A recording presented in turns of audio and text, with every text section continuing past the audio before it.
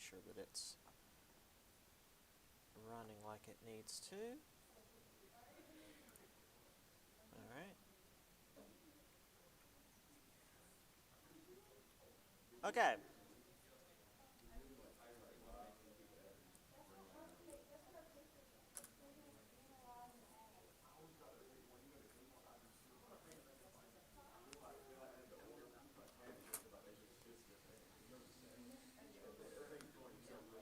So, we're on chapter 15 now.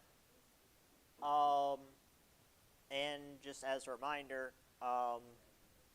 this is what your default paper is on, essentially.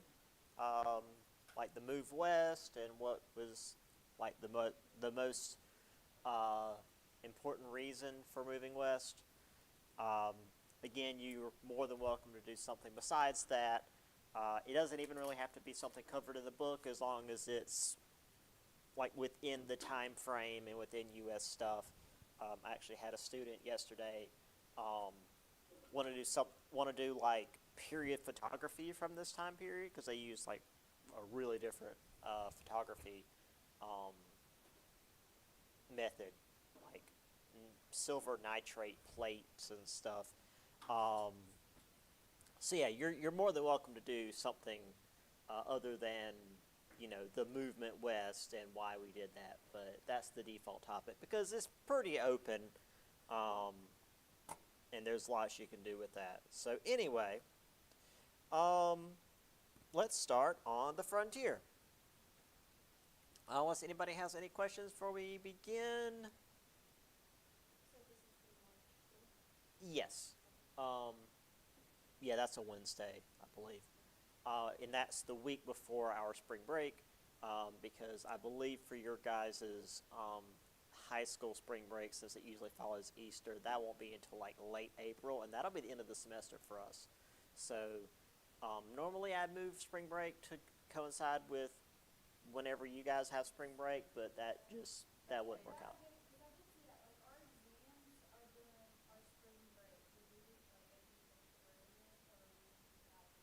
Uh, I will see. We'll see how that shakes out schedule wise. You guys are probably going to have to come in and do your exams. We'll see. We'll see what happens.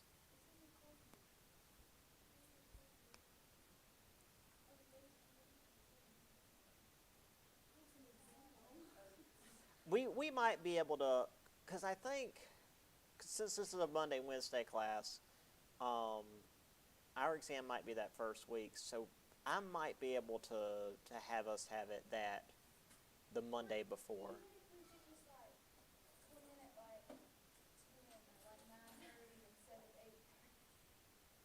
Well, I mean it's 8:30 to 10:30. We'll figure it out. We'll figure it out as we get closer. I'll try and get us through it as quickly as I can. Um. So yeah, we'll work it out. Which is why I don't want us to have like a week off right before the finals because if we need to cram, we need to do it the week before.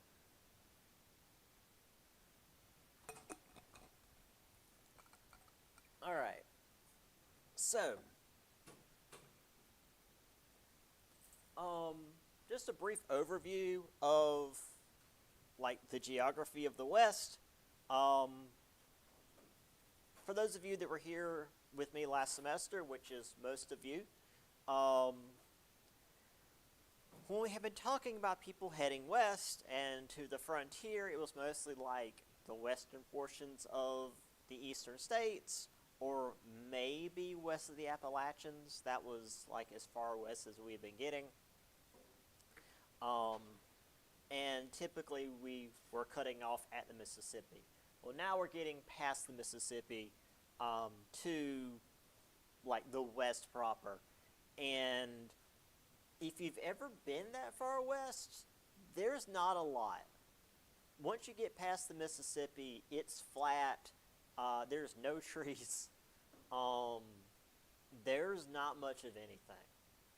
Uh, my family decided it would be a good idea to drive to Yellowstone, Wyoming, from South Carolina. And yeah, once you get past the Mississippi, it's just flat grassland for hundreds and hundreds of miles. Um, it's it's mind numbing is the only way I can put it. I can't imagine going with covered wagons. Um, so the natives had learned how to cultivate the land and the animals there, but for American farmers, the land was not really suitable for um, the sort of farming that they had been used to. So instead, they would use large tracts of land to roam livestock. So, like cowboy stuff, roaming thousands and thousands of cattle.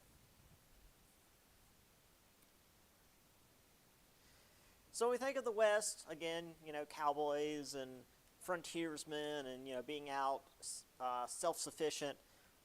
There wasn't a lot of that.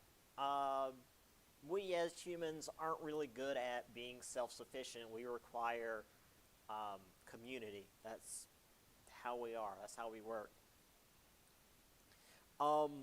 When it came to settling the frontier, it was federal land grants, mining, lumber, and railroad companies that typically broke into the frontier and then sold this land to individual settlers and, well, towns typically, where people would move into to settle the frontier.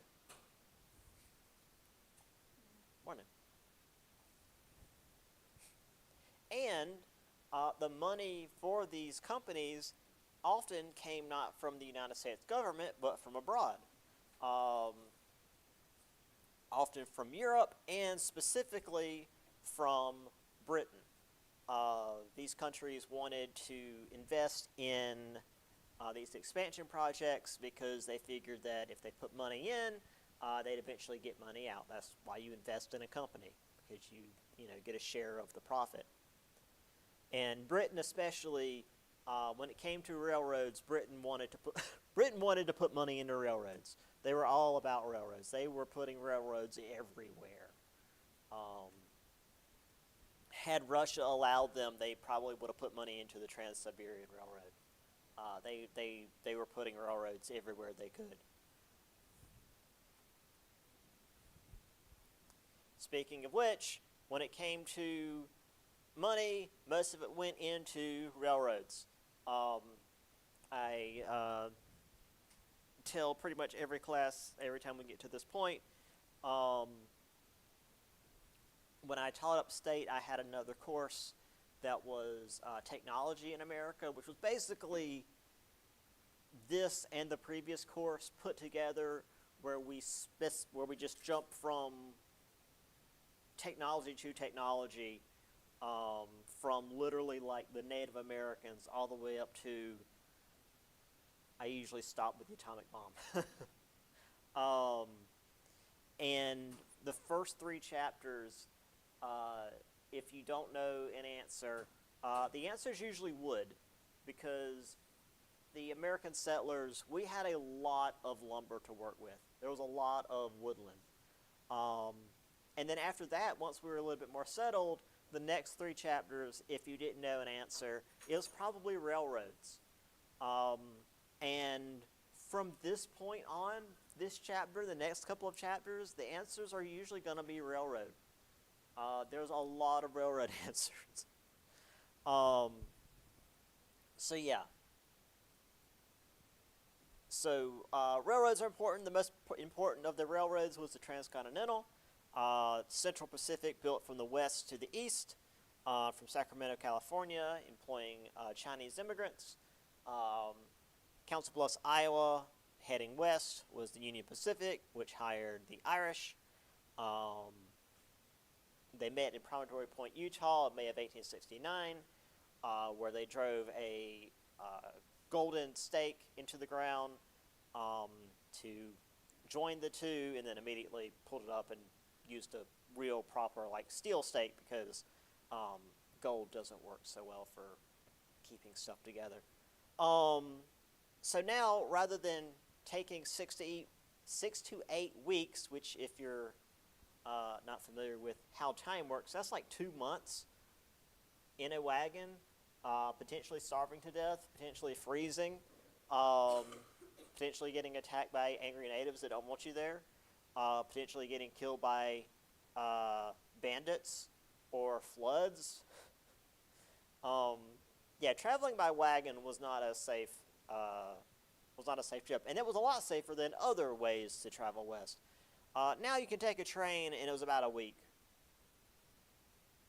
And trains tended to be a whole lot safer. As we're going to see a little bit later, they weren't the safest. Train derailings happened, but it was a lot safer than taking a wagon. Now that said, with money, there's corruption. The book mentions with all these railroads, Union Pacific promoters created fake construction companies, funneled government and bond and contract money into their own pockets, bribed congressmen to avoid investigations. Eventually, in 1872, these were exposed. I just figured I'd throw that in there. Obviously, I'm not going to be like, hey, in what year was corruption exposed? Because that's not how I do stuff. But I just figured I'd mention that with all the money that's being thrown around, obviously someone's going to get greedy. So, 1850. This is going back a little bit, but this is just showing the various organized states. Where's my mouse? Here we go. And then the unorganized territories here and here. California has already been made a state because by 1850, gold has been discovered, and we got people heading to California like right away.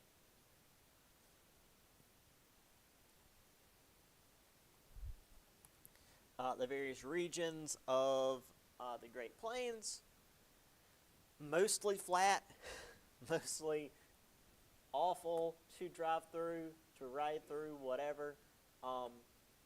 Some of the areas up here were pretty rugged. The Black Hills, for example, I've been through there as well. But it's still like, it's nothing like, again, for example, the Appalachians. I'm sure most of us have been to the Smoky Mountains. They're mountains, but they're covered in trees. There's life there. The Black Hills are just like rock. It's almost like a moonscape there. It's really weird. I mean, there are trees, but by comparison, it's very rugged. Very, very, not a good place to be if you were just out without supplies. And then, of course, beyond that is the Rockies, which are, if you've never seen the Rockies, I've only seen the Rockies the one time, once we did get towards Yellowstone, which is up here. The Rockies are really impressive. They're a lot younger than the Appalachians, so they haven't really worn down. They're really, really tall and really, really spiky. Not so much covered in trees. They're just really large and impressive mountains. I've got a better, well, actually no, I don't have a better image than this. For some reason, my image for this is just a horrible, grainy thing. We'll talk more about this a little bit later, but due to the Transcontinental Railroad specifically, but also railroads in general, time zones were created because before this, each city had like its own time. For example, I've got this more exact, and I always misremember, but like New York and Boston were something like 15 minutes apart, and it's actually something dumber than that. It's like a minute and a half. It's some kind of weird like in-between number. I'm not going to remember it. We'll get to it later. But it was like some weird number apart, um, in terms of like what time it was there, and so due to trains wanting to run on a standardized time, uh, the train line set up standardized time zones. Now, as you can see, it does get a little bit weird at certain um, state borders. You can see down here in Georgia, um, and it took until like I think the end of World War One before the United States government actually like took this, adjusted it obviously, and then made what we now know as the time zone standard. But it was actually the railroads that started it. So, yeah, that's the whole thing. Again, we'll talk more about that specifically later. But I was putting this together as I was going, so I didn't realize that actually came up later. Anyway, here's the Transcontinental Railroad. Again, from Iowa west, and then from Sacramento east, and then meeting here in Utah. A lot of building through the desert. A lot of people died building this. A lot of building through the middle of the desert. A lot of blasting through mountains. I mean, again, both sides were using underpaid immigrants who were given insufficient tools to do the job. So, well, it was cheaper to hire more immigrants than it was to properly equip the ones that were there.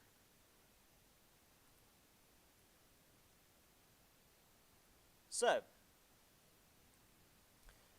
as we've seen all through last semester, the American people wanting to head into new lands met with the fact that there were already people there. Now, as I mentioned in my class yesterday, I actually taught this part of the book before I taught the other part. So I briefly go over what Native Americans are here. Yeah, the American continents were full of people. Native Americans were not a single homogeneous group. So for those of you that may not have had me before, by the way, Native Americans are not a single homogeneous group. There's a bunch of different tribes. They all are very different. They have their own languages, customs, religions, etc. By the end of the Civil War, there was about 350,000 Native Americans west of the Mississippi. Before there had been about 1 million. And if we count the groups down in like Central and South America, there have been several millions, if not tens of millions. But the conquistadors saw to that. Speaking of conquistadors, the descendants of the conquistadors had lived in the southwest of California since before Jamestown existed. Yeah, if you recall, again, those of you that were here last semester, the Spanish had arrived in North America and were settling in North America like 150 years before the English even really bothered. And again, recall it took the English a while before they made a proper settlement. So the Spanish had people living here for generations before Jamestown ever existed. So by the time we got to California, there were people who had Spanish ancestry that were there for so long, they were basically native now. And then also, the natives who had been east of the Mississippi had been driven west by Andrew Jackson, which we also mentioned last semester, with the Trail of Tears. So all these different tribes and cultures and religions and languages made the expansion into the West both more difficult and easier. in that um, the natives were not too keen on working together. They had been at odds with one another for far longer than the Europeans had been in North America. Um, I mean, just like how the Europeans had been fighting one another for hundreds of years. In the case of, for example, France and Britain, um, in another 40 years, they'll be going on about 1,000 years that they've been at each other's throats. So, for them, the Europeans were a new problem. And they weren't going to forget old rivalries. And oftentimes, they couldn't really work together because they didn't even speak the same language. So, this was a double-edged sword in that they often weren't, well, again, they weren't willing to work together, and if they were willing to work together, they often couldn't because they couldn't communicate, which meant it was harder for them to, form a unified front. But that also meant that if the American government tried to form a treaty with a group, it didn't affect the next group over the hill because they're all completely separate. So while the American government didn't have a single powerful Native American superpower to deal with, it also meant that they couldn't, have a single unified treaty either.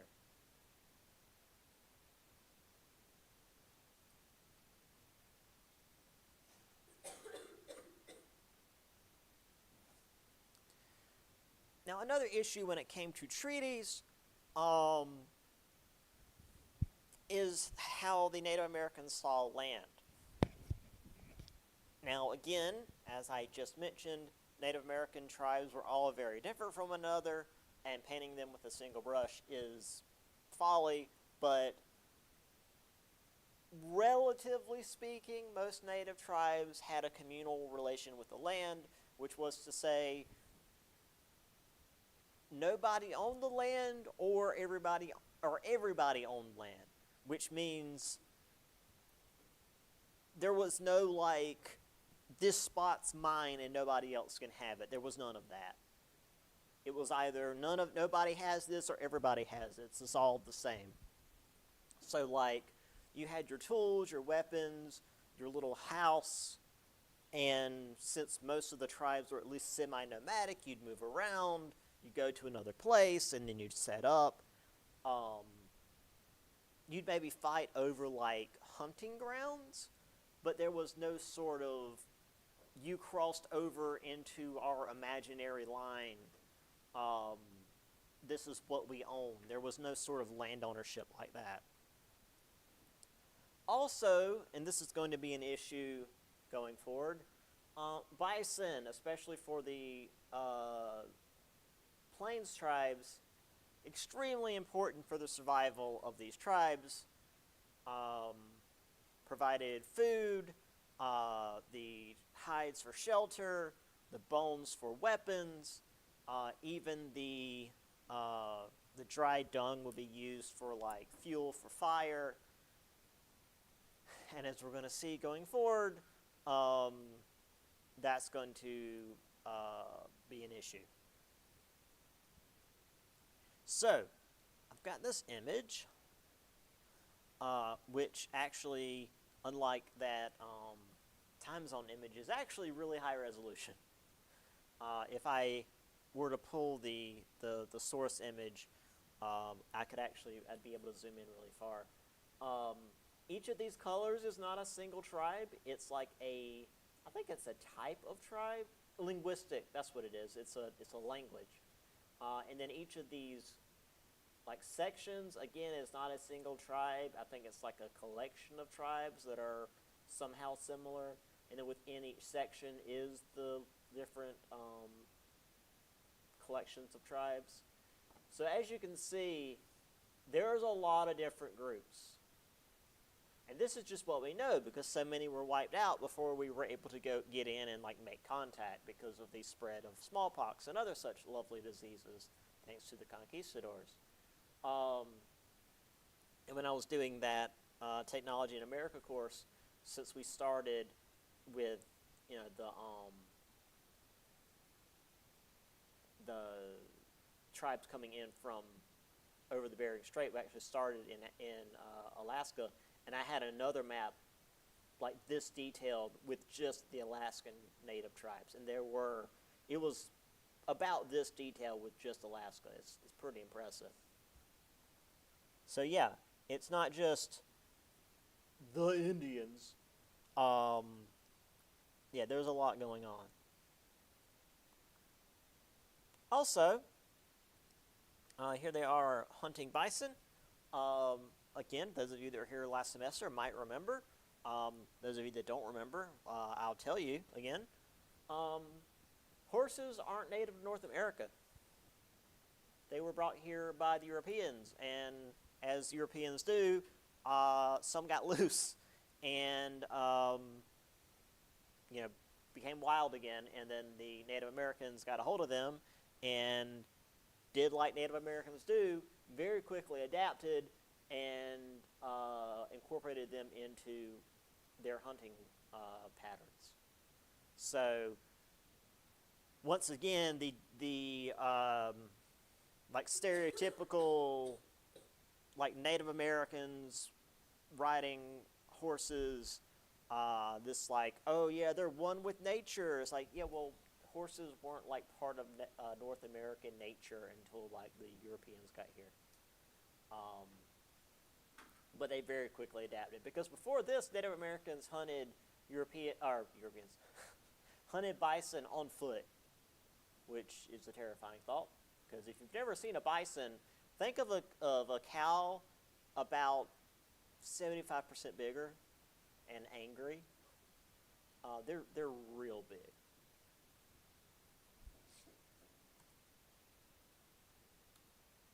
All right. So,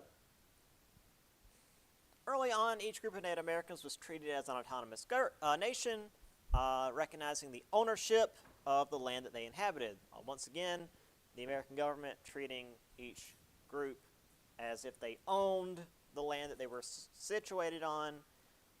Most of these tribes were very nomadic, especially groups like this that tended to follow migrating animals around.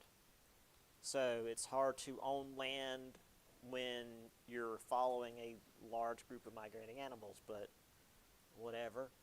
So the Treaty of Fort Laramie had areas for tribes to remain on to keep the whites from encroaching on them, and vice versa. Obviously, the whites were not so keen on following the rules because, well, this is 1851, and the gold rushes happened a few years before, and they were going everywhere to try to strike it rich. And whenever they would wander in the native lands, fights would break out, and the American government obviously didn't really care what white Americans did.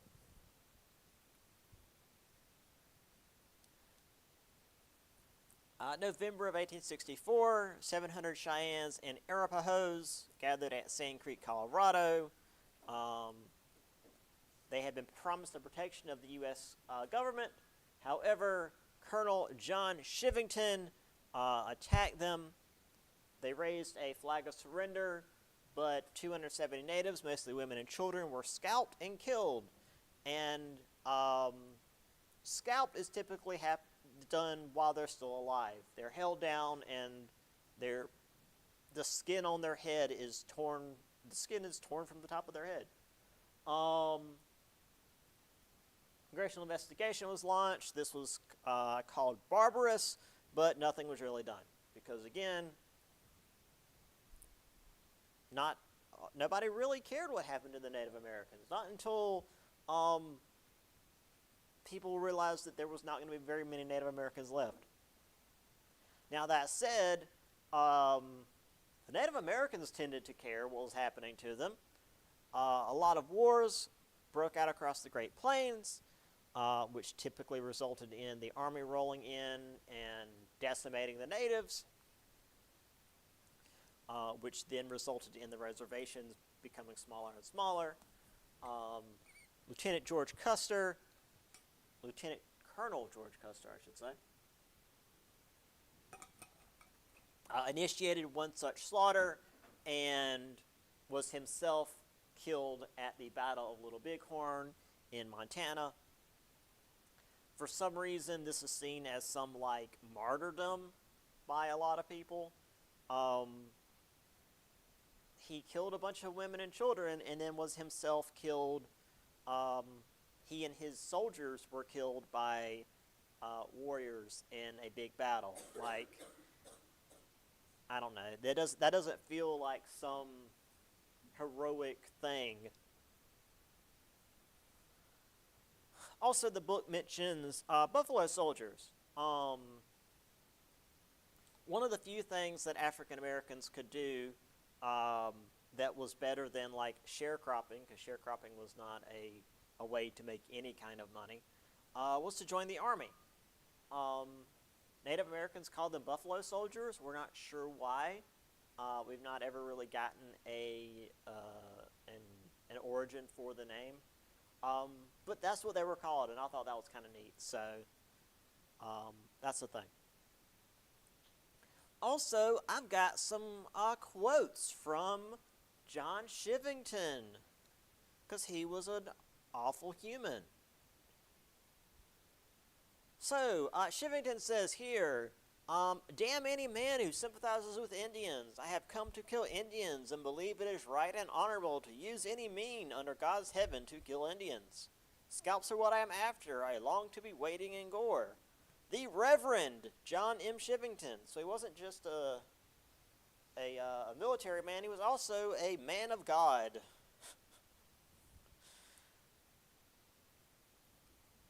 Kill and scalp all, big and little. So he was literally telling his men to, like, murder children.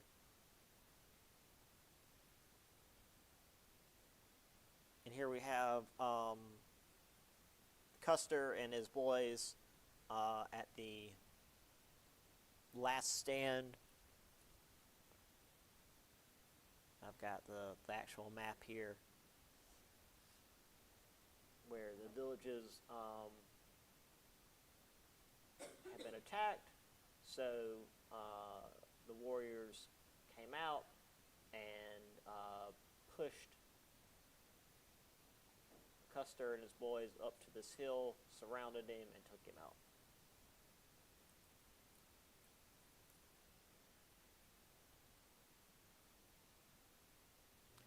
And also, I've got a picture of the buffalo soldiers. And, well, a couple of things. One, it's a photograph. You don't get many, well, I mean, you don't get many before this point. It's cool that we do start getting photographs because, well, it's the mid-1800s and photography is a thing now. It's still like a process. You know, it's the dry plate photography, and you've got to like really sit there while it processes. But I always like these like military ones. You got the guys, you know, standing in the back, and the guys in the middle sitting, and you've always got one dude in the front like lounging casually. It just always seems really out of place. But I've got a picture almost identical to this for my European history class from about this time period, but it's British soldiers, like from, where were they? South Africa maybe, or like somewhere overseas, and it's this same setup, but rather than looking like, you know, rugged frontiersmen, they look like cartoons. They've got the curly mustaches. They've got the hats with the little spikes on the top. The dude is like laid out like this. It's the funniest thing. Like these guys, they look serious. They look like, you know, rugged frontiersmen. And then you've got the ones of like the most British guys I've ever seen. So I just when I found this when I was making the PowerPoints, I had to include it because it's like, so this was just how they did it, and seeing the comparison I thought was just really neat. All right. So, the native tribes had a sort of advantage with not working together because um, the American government couldn't like crush a single coalition and be done with it. Um, the U.S. military obviously had a lot of advantages, like um, having advanced technology, being well organized, having a lot of dudes. Now, as we mentioned, the natives did get a couple of victories here and there. For example, against where's that guy? I'll put that up in a minute. Against Custer. But when it came to really wiping out the native tribes, it was the near destruction of the bison that nearly led to the extinction of the Native Americans. And this wasn't like a military exercise. This was due to railroad expansion, settlers, and apparently back east there was now like a demand for bison products. I've got some images to show some of this. But yeah, bison slash buffalo. Apparently, bison is the correct term. Buffalo is more for like the water buffalo, like stuff in Asia. But anyway, bison used to range as far east as like New York. By the way, like that's how almost extinct we made them. So, as we got closer and closer to almost genociding the natives, people in the East started pushing for a reform policy, thinking, hey, maybe we shouldn't actually do a full-on genocide. So the progressive policies pushed for assimilation rather than just wiping them out, which was something that Andrew Jackson was all about. Andrew Jackson was like, oh yeah, let's just kill them. Now assimilation would still mean like wiping out their cultural heritage, because progressive back then still meant our culture is superior to your savage backward culture. But at least it's not murdering them. So we got the Dawes Act. It got rid of tribal rule, gave each family a parcel of land, and after 25 years they will be granted citizenship as long as they got rid of their tribal customs. However, the Dawes Act was mostly used to take the best land from the reservations, sell it at a high profit, and then give the inferior land to the natives as these parcels of land. As oh yeah, this is we're doing what's good for you.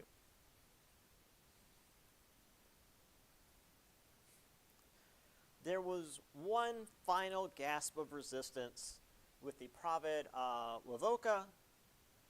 He received a vision that the Native Americans would one day rule the world again through the ghost dance. In December of 1890, the 7th Cavalry slaughtered 250 Native Americans at Wounded Knee, once again, many of which were women and children, because they were not armed, they were not trying to rise up against the Americans, they were doing a dance. And apparently the soldiers there got scared and shot into the crowd, and then the other soldiers that there heard the gunshot, so they just continued shooting. So yeah, Wounded Knee was the final, like, well, I shouldn't say the final atrocity against the natives, because we still treat them really poorly. Anyway, here's a pile of bison skulls. Like a massive pile of bison skulls.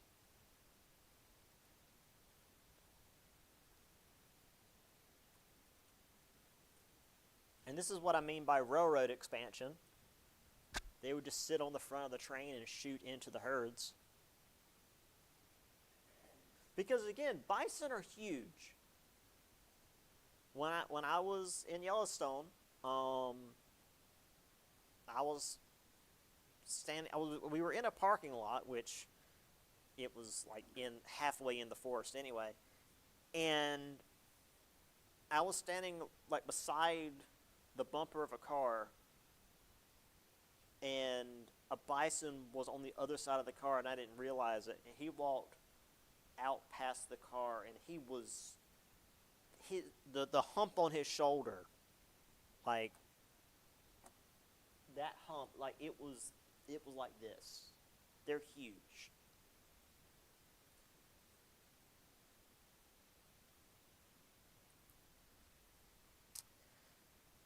Here we have General Sheridan. By the sweat of thy brow shalt thou eat bread, and you will be happy. A school for savages, or teaching young idea not to shoot. White men, hold on, we want big talkie. General Sheridan says, no, I'll whip you first, and then we can big talkie afterwards. Yeah. That's how it was done. We'll talk about it, but first I'm going to beat the hell out of you. This is a more recent one, which is why it looks so weird. The Dawes Act, like literally eating up the Indian lands. If you've ever seen that really weird Stephen King movie, Langoliers, that's what this reminds me of.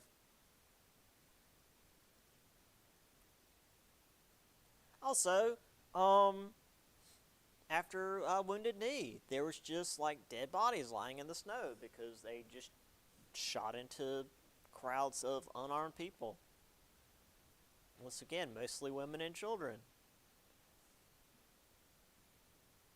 But as they're dumping them in a shallow or a mass grave, and they write here on the picture what it's called,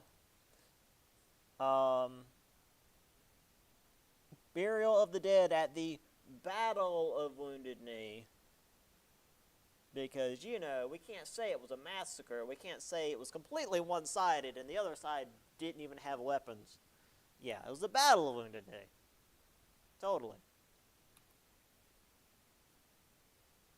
So, yeah, anyway, let's move on to something slightly less depressing before we finish up for the week. Mining, which still gets people killed, but at least it's not completely intentional. All right. So the reason for all of this was mining. Gold was discovered in California in 1848. So for 30 years, gold and silver strikes in Nevada, Washington, Idaho, Montana, and the Dakotas had folks heading west to try to strike it rich. The largest of these was the Comstock lode, which had about $350 million worth of silver. I believe the Comstock lode was in Nevada.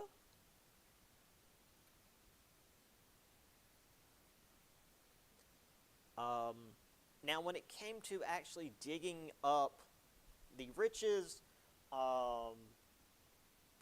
when you got there, you could only do some surface digging. Like, you could maybe prop up a little bit and go a little bit underground. But once word got out of where a vein was, the big industries moved in, and if you wanted to keep digging, you had to sign on as a wage-working miner. About half of the people who came in to try to make money with this were foreign-born, oftentimes from Mexico or China. We actually did also end up with a lot from Europe as well, but we'll get to that later.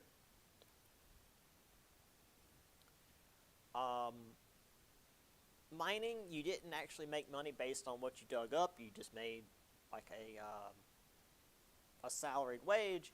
You made about $4 a day, which was enough to survive in one of the boom towns, but not much more. You weren't making a ton of money to retire on. Work was dangerous. Temperatures would often reach well over 100 degrees.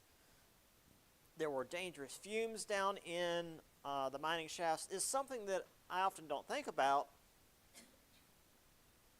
but like, you know, all the various gases and stuff that you use in chemistry, that's all from underground. Like methane and helium and hydrogen, that's all like from pockets underground. That's where it comes from.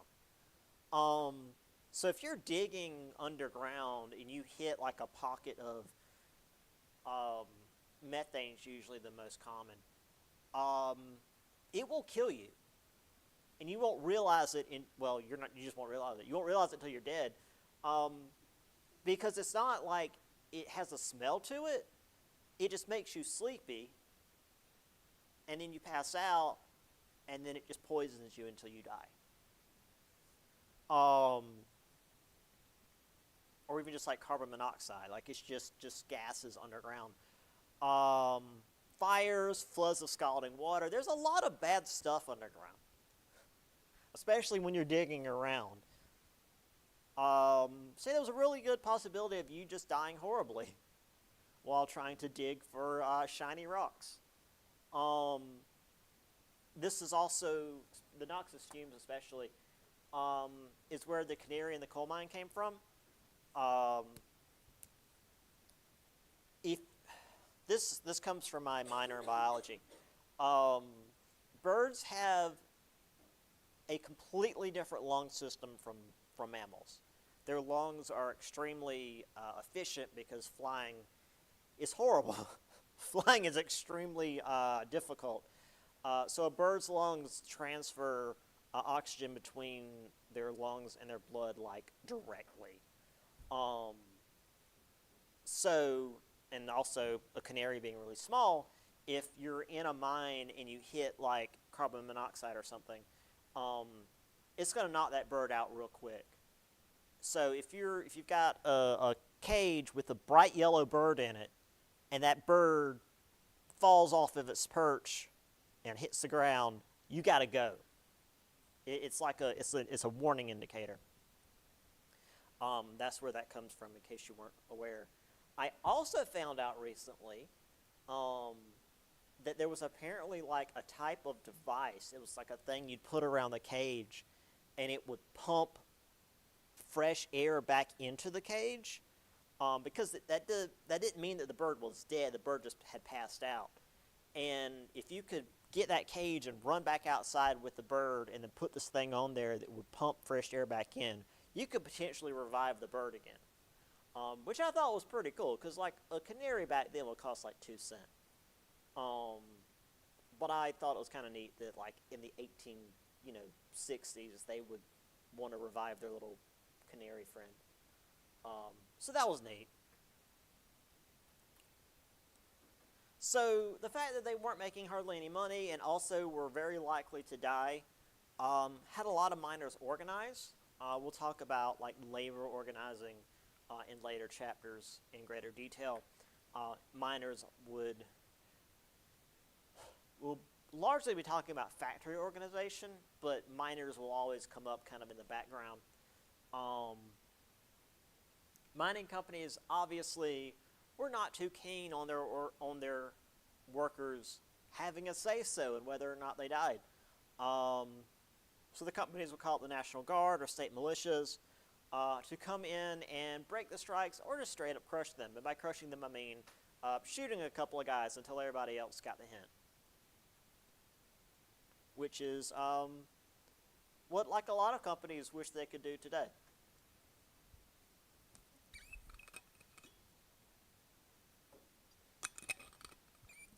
But like we'll get to unions later, but like it's because of unions that we have overtime and like 40-hour work weeks and like workman's comp. Like unions are really important. So here are the main mining sites. This is what the first of the prospectors would do. They would usually go down to the rivers because rivers are a natural source of erosion. I mean, look at the Grand Canyon. So typically if there was gold or silver or whatever in the region, it would probably be found in the river. You get silt and stuff from the river and put it in a pan and then carefully shake it out. And since gold was heavier than the sediment around it, it would sink to the bottom, and if you did it right, would stay in the pan. And if you found it, or if you found gold, that meant that there was gold to be found. So you should probably start digging, like the dude is back here with the pickaxe. The guy up here is checking. The guy back here is going for it. This is a larger form of that. These are this is like a chute. I don't know. I don't remember exactly what it's called. But basically, you just like put dirt in it and it runs it down, and the heavier stuff is left behind. Or is it a flume? That might be what it's called. It's like a flume. There's some miners. The guy back here has been in there a little bit too long. And some of the mining towns. The boom towns, where they're largely built up just pretty much overnight. No real thought as to like long-term inhabitation. Just, hey, we need a house here and a hotel there and, you know, a saloon over here, and it's just real haphazard.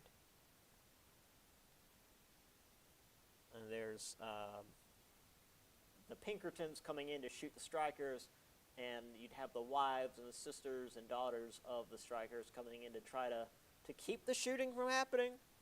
Again, we'll get to more of that a little bit later. So let's talk about life in mining towns.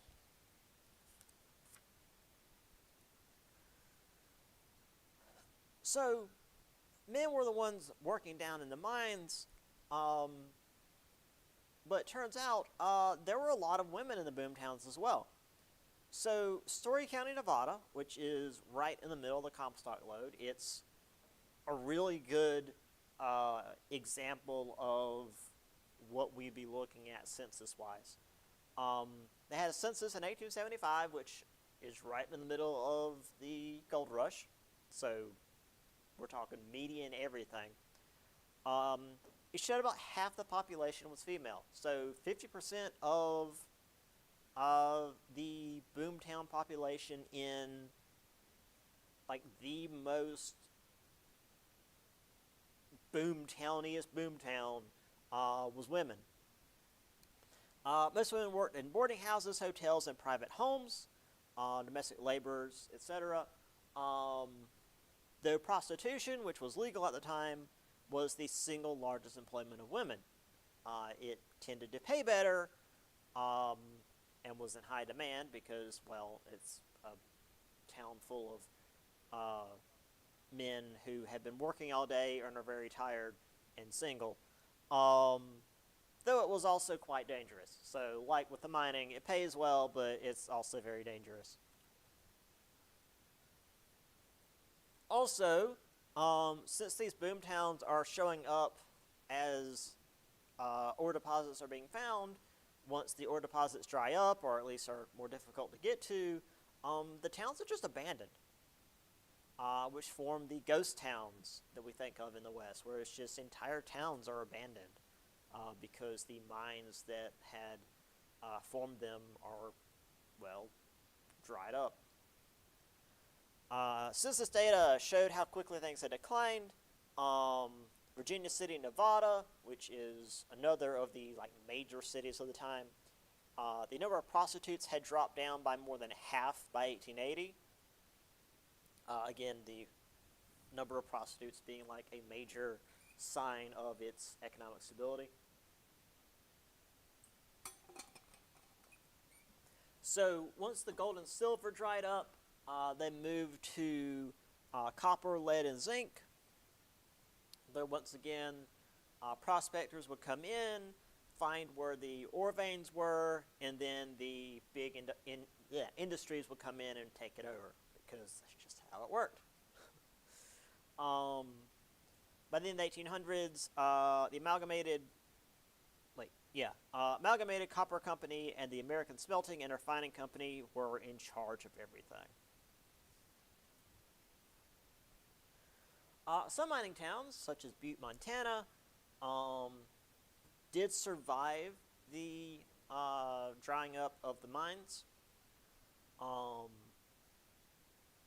But they only settled down to some degree. And there was still the whole Wild West order of the day, as it were. Young men got married, but the social strata of the East made its way west. Towns were segregated based on race and class. Those that were less fortunate wound up in squalor. So if you were lower class or not white, you ended up in the slums. So the West wasn't this new start for everybody. So once again, if you're familiar with any of the old Westerns, while some of it was very much made up, some of it wasn't. You know, the hotels, you park your horse out front, pretty close. This is actually a smelting plant. They've got these conveyors here where they smelt the iron down. Let's see.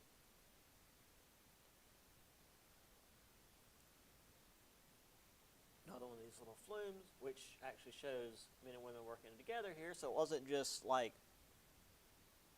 crazy old men prospectors.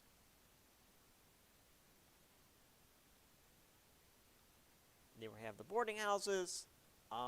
Specifically here, you can see here Italian boarding and rooming house. So yeah, this is largely catering to Italian immigrants, because early on they were treated very poorly, so they needed a place specifically for them.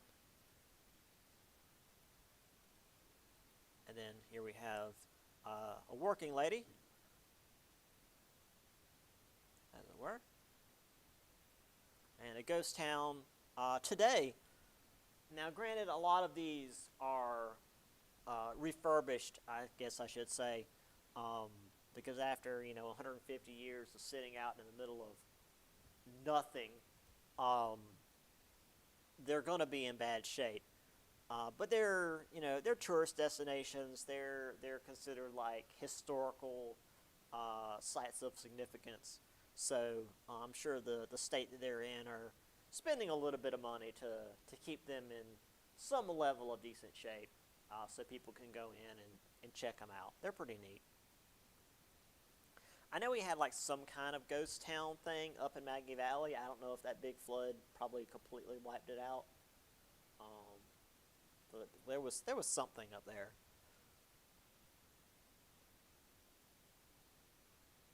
Here's an older, late 1800s photo of one, which not only has the various little houses, and I don't know if that looks like that might be a bank, considering how big it is, but also a church up here, up on the hill overlooking this is a nice sized little town, actually, once you look at it for a minute. All right, so to get a little bit further than my other class, we're gonna not get out early or too early. Um, let's talk a little bit about cowboys. Cowboys. Um, their jobs were dangerous, grueling, and mostly boring. Most of their jobs were just like following cows around for hundreds and hundreds and hundreds of miles, um, and it was awful. Major job was a 1,500-mile long drive along the Chisholm Trail. Move cattle through Texas, or in Texas through Oklahoma, into Kansas, and then the trains would then take the cattle up into Chicago.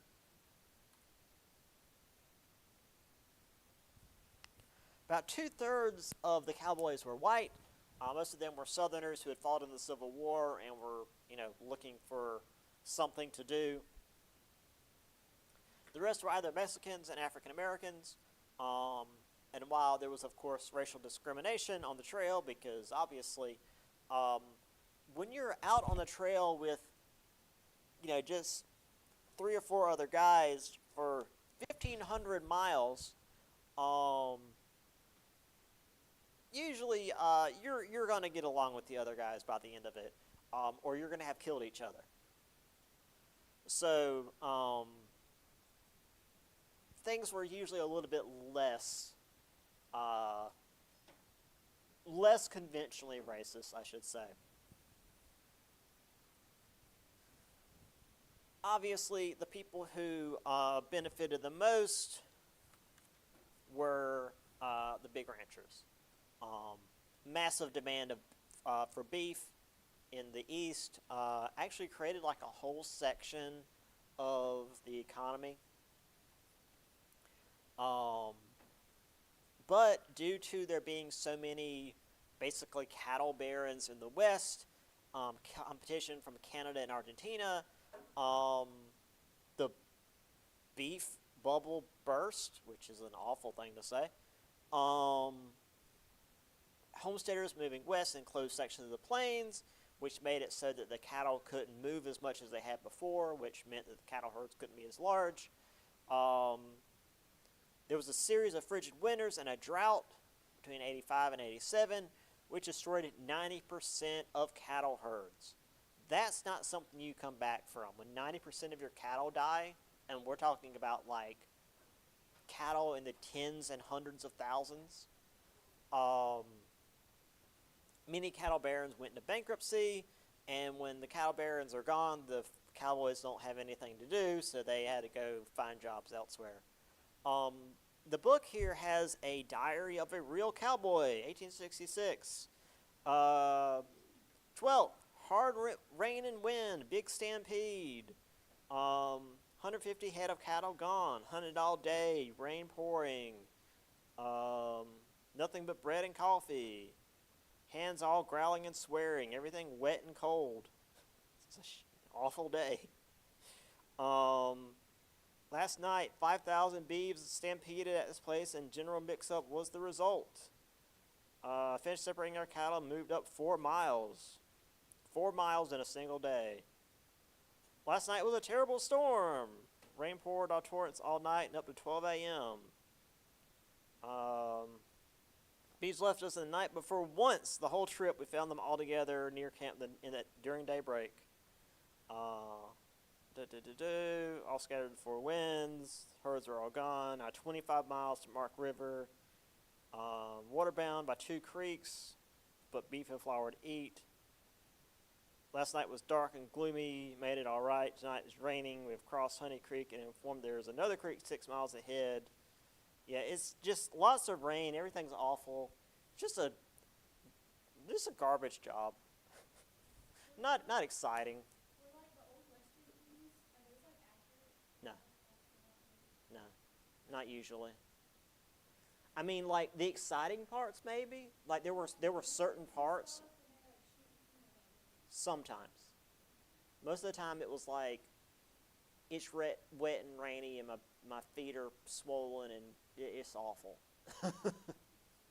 Like sometimes they'd have to shoot at each other, and the natives wouldn't want them there, and they'd have to fight, and there'd be cattle rustlers. But most of the time, it was just the cows ran off again, and we got to go find them, and it's going to take all day. Yeah, like here's the guys hanging out. There's the cattle in the back.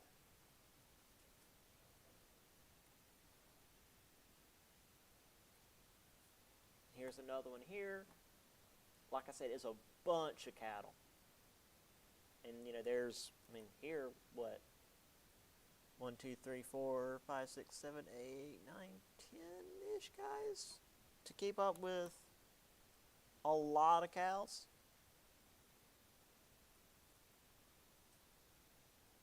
Yeah. So it was a stressful job.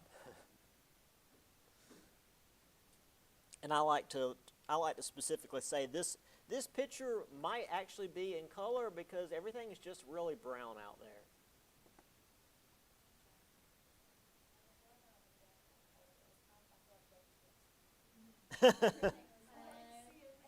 And in black and white. Yeah. It's probably real well, yeah.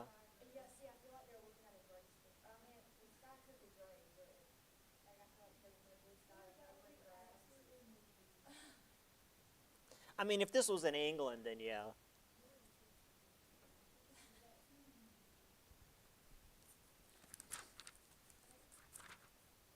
All right, let's do farmers real quick. Homestead Act. This is important. It was passed by Lincoln's Republican-dominated Congress, so this is an old one. This is before Lincoln got shot. Incentivized the settlers to head west, gave them 160 acres of land on the condition that they do something with it. So, hey, you can have land as long as you make something of it.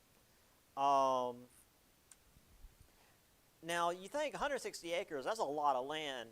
But back then, that actually wasn't enough to survive. However, around this time, before or after 1878, there had been a lot of rain in the Great Plains, and then modern technology, which is a steel-tipped farming equipment, etc., made it seem like the Great Plains were a good place to grow stuff. So there were a bunch of people headed west, started making farms, and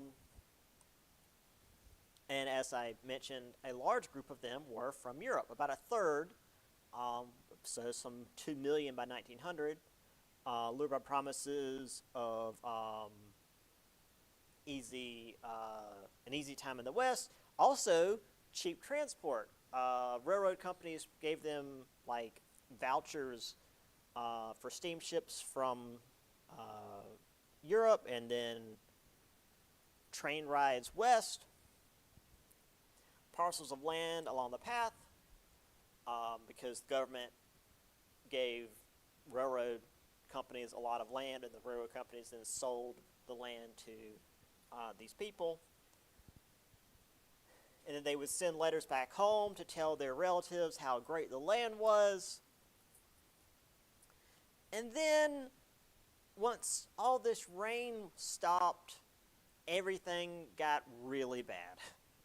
The winters were really harsh. There were lots of droughts. If you've ever been to the Midwest, the winters are really bad. Yeah. And once again, women played a large role in settling the West. A large number of single women actually headed west and stake their claim. I think I've got some pictures of like this group of sisters that settled on their own. There was even a push for women's suffrage in Kansas in 1884, which was granted in 1887. And I say partial women's suffrage here. It's only like state level, so they couldn't vote on like national elections, but they could vote in like Kansas local elections. But it meant that women could vote in Kansas. That was the first state that let women vote. And it would be the only state for a while. But yeah, women could vote in the West before they could vote in the East. Usually it was the other way around. Like, you could do stuff in the East and then it made its way west. Obviously, when it came to stuff that the settlers did, it was farming. Cash crops were the main produce, wheat and corn. So, you would grow stuff that grew fast and you could sell. Wheat and corn grew fast. It was easy to transport. It sold for a lot. But when you only grow one thing, and when everybody around you is growing the one thing, and you're all selling to market at the same time, you flood the market fluctuates, suddenly what you're selling isn't worth as much as it was before, you can't make profit anymore, and you can't just switch on a dime when you're farming. You lose out on money, and you have to sell your land, and then all the corporations come in and just buy it all up.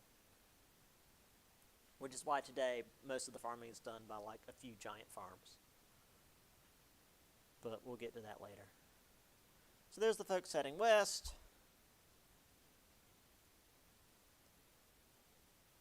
These are sod houses. Since there wasn't really any wood, they would build their houses out of sod, which is like the dirt and the